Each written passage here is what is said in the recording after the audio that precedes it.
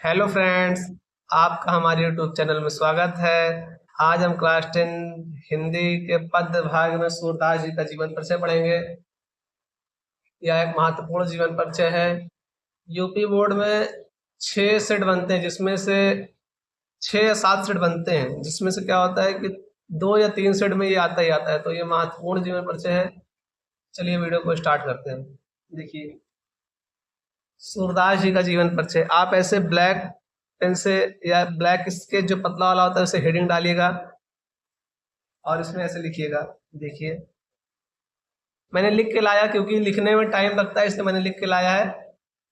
नहीं, मैं भी लिख सकता था, इसलिए लिख के लाया, कोई दिक्कत नहीं है उससे। आप समझिए क्या लिखा है मैंने।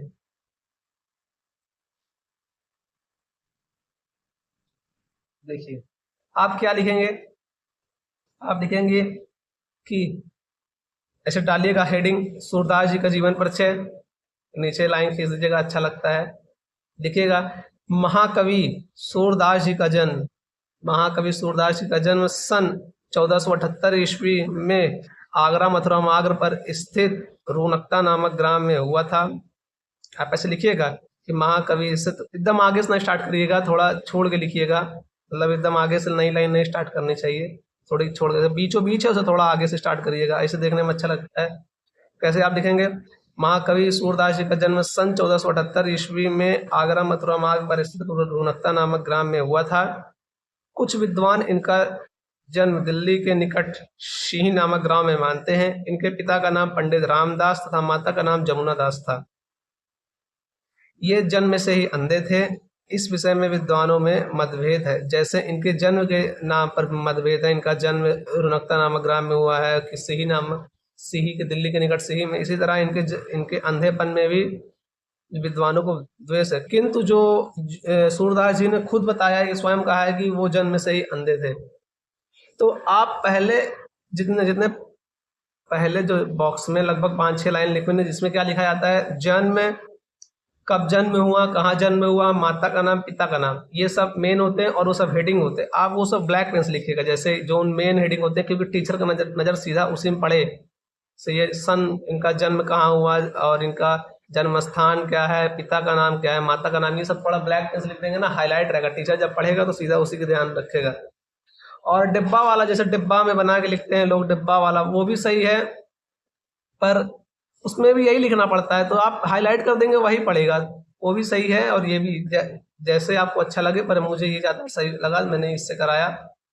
उसमें क्या होता है ना, आपके पद्य में 13 चैप्टर है।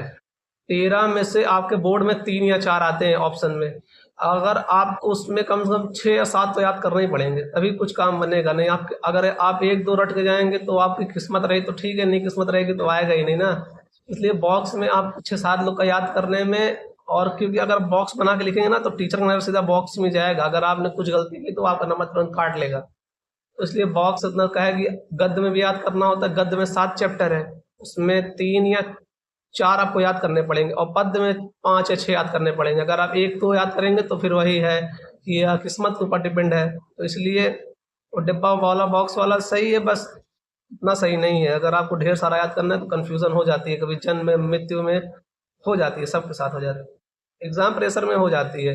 वो भूल जाते हैं कि सन कब, डेट कब जन्म हुआ था, कब मृत्यु हुई थी। तो अगर अगर आप ऐसे लिखेंगे तो सही, उतना कोई दिक्कत नहीं है। ठीक है, चलिए आगे देखते हैं। आगे देखिए,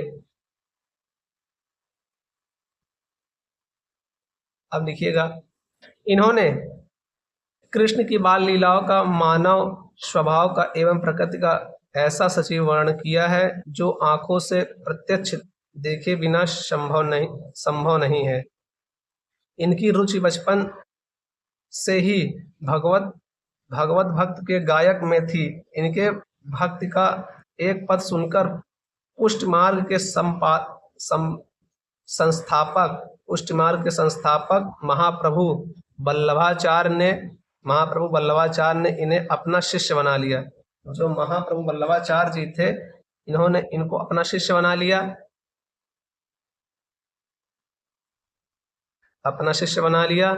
और श्रीनाथ जी के मंदिर में कीर्तन का भार सौंप दिया। सूरदास जी को वल्लभाचार्य ने श्रीनाथ जी के मंदिर में उनको कीर्तन का भार सौंप दिया। श्री वल्लभाचार्य के पुत्र वल्लभाचार्य के जो पुत्र है विट्ठलनाथ ने अष्टछाप के नाम से एक 8 कृष्ण भक्त कवियों को संगठित किया, जिसमें सूरदास जी उनके सर्वश्रेष्ठ कवि थे। जो सूरदास जी थे अष्टछाप कवियों में सर्वश्रेष्ठ थे। ये ऑब्जेक्टिव प्रश्न में भी आता है कि अष्टछाप के सर्वश्रेष्ठ कवि कौन थे, तो सूरदास होता है। ऑब्जेक्टिव प्रश्न जैसे आपके 20 आएंगे शुरुआत के, 5 गद्य के, 5 पद्य के और 5 व्याकरण के जो होते हैं 5-10, ये आता है। वे वे गऊ घाट पर रहकर जीवन पर्यंत कृष्ण की लीलाओं का गायन करते थे। इनकी मृत्यु जो है सन 1583 ईस्वी में गोवर्धन के पास पारसौली नामक ग्राम में हुआ था। तो जैसे मेन पॉइंट है उसको आप ब्लैक लिख कर दीजिएगा हाईलाइट, जैसे अष्टछाप हो गया, इनकी पारसौली कहाँ मृत्यु हुई, तो जब मृत्यु कब हुई, तो ये सब आप ध्यान दीजिए। किसी का भी जीवन परिचय याद करने में आप बस कुछ ना करिए, कुछ चीज जैसे जन्म याद रहे, गांव का नाम, पिता का नाम, माता का नाम, कहाँ मरे, कहाँ वो मतलब उनकी मृत्यु हुई, बस आप इतने कुछ बातों का याद रखेंगे तो कोई भी जीवन परिचय आप लिख सकते हो बना होना के। ठीक है, तो आप ये सही, ये मैंने आप लिखाया। आप अगर आप इतना बोर्ड एग्जाम में अपने लिखेंगे तो आपको अच्छे नंबर मिलेंगे। चलिए अब इनकी रचनाएं देखते हैं।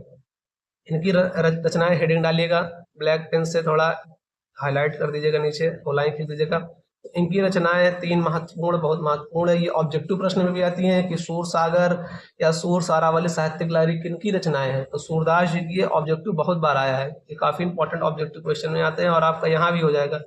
इधर रचनाएं तो लिखना ही पड़ेगा, क्या है कि आपका 3 नंबर का ऊपर लिखने वाला आता है और 2 नंबर का रचनाएं आता है, तो आपको रचनाएं लिखना ही पड़ेगा, नहीं आपका 2 नंबर कट जाएगा।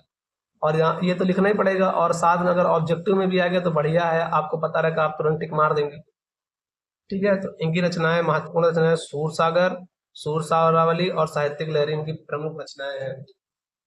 ठीक है, आप ये देखिए इधर, आप इस जो ये लाइन है आगे वाली, आप इस लाइन में लिखिएगा। जैसे यहाँ देखिए, जैसे ये लाइन है, जो सीधे में लिखिएगा अच्छा रहता है, बराबर से, यहाँ बराबर से लिखिएगा। मेरी थोड़ी तिरछी होगी, देखिए यहाँ से थोड़ा मैंने ऐसा टेढ़ा करके चले गए, पर आप एकदम सीधा लिखिएगा, देखने में अच्छा लगता है। ठीक है, ये देखिए, अगर आप ऐसे लिखेंगे तो आपको बोर्ड एग्जाम में काफी अच्छा लगेगा। अगर आपको वीडियो अच्छी लगी तो आप वीडियो को लाइक करिए, सब्सक्राइब करिए। Bye bye.